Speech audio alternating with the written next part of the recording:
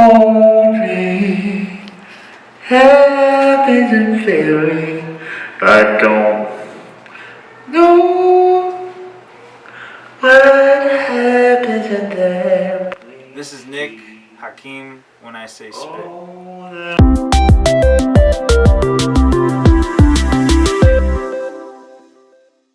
I'm a singer-songwriter, producer, musician from Washington, D.C. So, walk me through your creative process. Like, how do you write a song, or how do you gain inspiration to, like, write things? It varies depending on how, what I'm thinking about or where my head's at.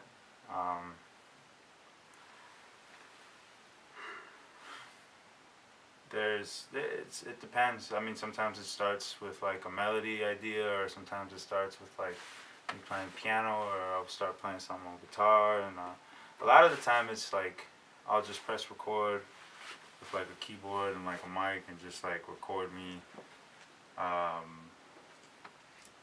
just like improvising or just saying whatever, and then I'll listen back, and then I'll write to what I made up on the spot. I don't know. Sometimes I do it like that. Sometimes I'll make a beat and then just write over it, or just sings. Again, a lot of it has to do with like what comes out naturally, like first, like lyrics or like melodies. So whenever you're in like your writer's block stage, like what are some things that get you going? What are things that help me Like get out of that? Mm-hmm. I kind of embrace it's frustrating whenever I get writer's block, and I think a lot of people get it. I was having this conversation with someone, and it's like a lot of the time people record and write stuff, and like while they're making it, are like, oh, this sucks, I don't really like, I'm not really feeling this, but it's important to get those ideas out, because the more that you regurgitate like ideas and just like have output, I think that in the long run, when you look back at some of this stuff, sometimes it's kind of interesting. Like, but to go back to like what you do when you're in a writer's block, I think it's important to like take in information and take in like I sometimes will like try to stay away from. I'll maybe learn someone else's song. I'll learn like someone else's song on guitar, or like piano, or like I'll read something. I'll read like a book or like a magazine, or I'll like watch a movie, or I'll like just look at someone else's creative, or like just appreciate someone else's creative process. I mean, it varies, because I'm inspired by a lot of different people that do different things, like musically, like visually. You have to live to be able to write things, to be able to like. What's next for Nick Hakim? I'm in the finish line of finishing my first album, trying to focus on family. I want to go back to DC and visit my family in Philadelphia. I have family in Philly. I have family in Peru that I want to visit. I have family in Chile that I want to visit. So that's kind of what's in my head. What's next?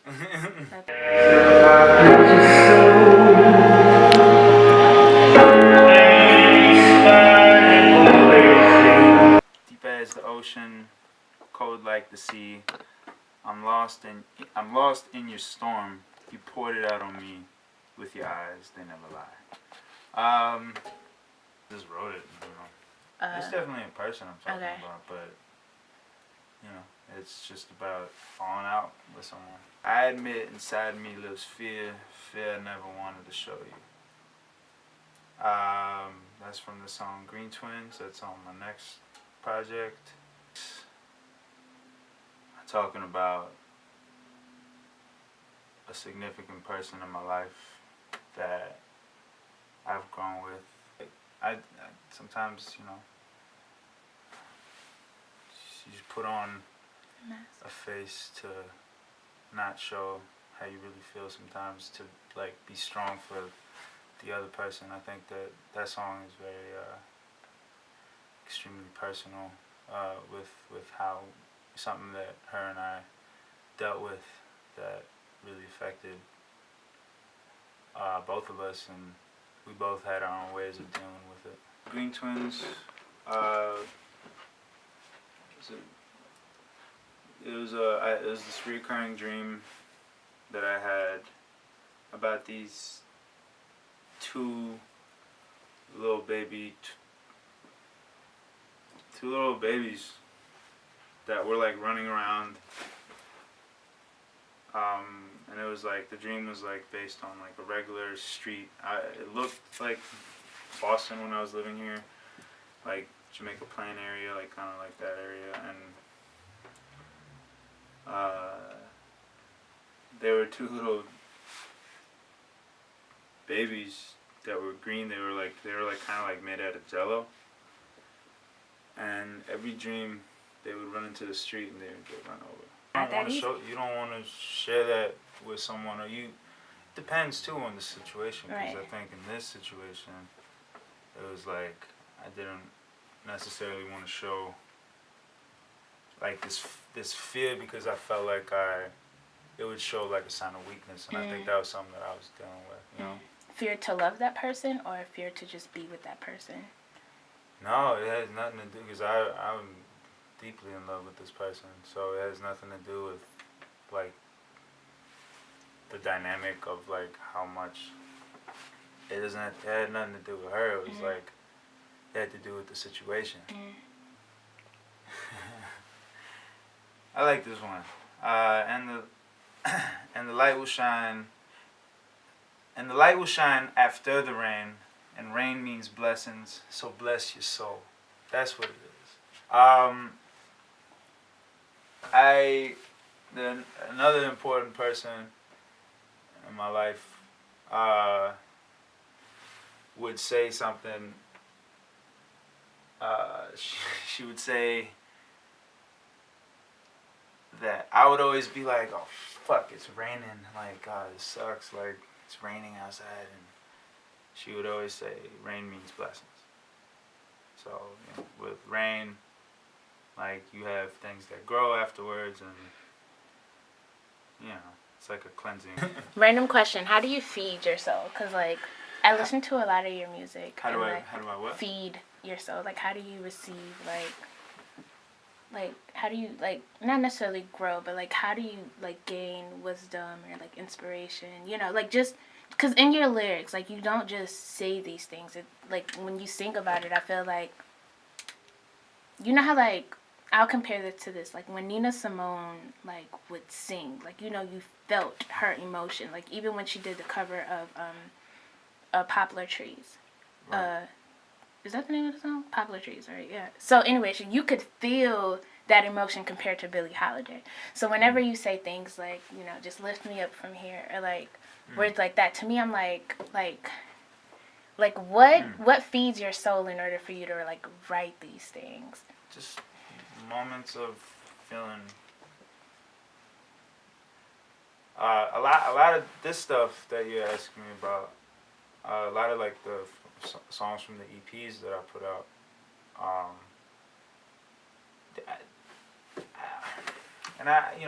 this is like, they definitely come from a place where I like a lot of confusion about a lot of things, about growing, about life, about death, about feeling very low. A lot of these like songs came from a place like that, from a place inside that was like, I wasn't really intentionally writing this song to be released. These songs to be like heard for a lot of people. So like towards the end of like the process of making these records, I was like, oh man, maybe I could put this out. Like, everybody wants to go to heaven. No one wants to die. I literally read this somewhere. I forgot where, in a book or online. I think it was online somewhere. Like, I was just like looking up a bunch of different. I grew up religious too, so I don't know. I grew up Catholic, And I don't know. There was always like this fear that was like instilled in me of like going to hell. And I always this line: everybody wants to go to heaven, but no one wants to die. The Dixie Hummingbirds have a song. I later, it's this old gospel quartet, and they have a song and the hook's like, everybody wants to go to heaven, but don't nobody really want to die. One day, we'll wake up from this crazy dream. We'll meet again after my lights dim out, and I'll be wondering, where will we go? So that's from a song called I Don't Know. I mean, I was kind of like, one day we'll wake up from this crazy dream. I was kind of like playing with the idea that this is all a dream.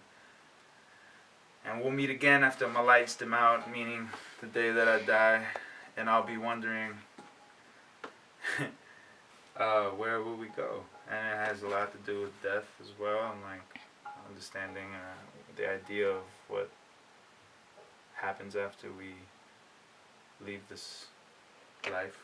And I'm talking to a bunch of different people that passed away during the process of writing this, or maybe a little like a year or two before that, and it affected me. Like, I had a friend who I played basketball with for years, since like I was like in sixth. He was always 2 years older than me, but my friend Brandon Wallace died of cancer my senior year.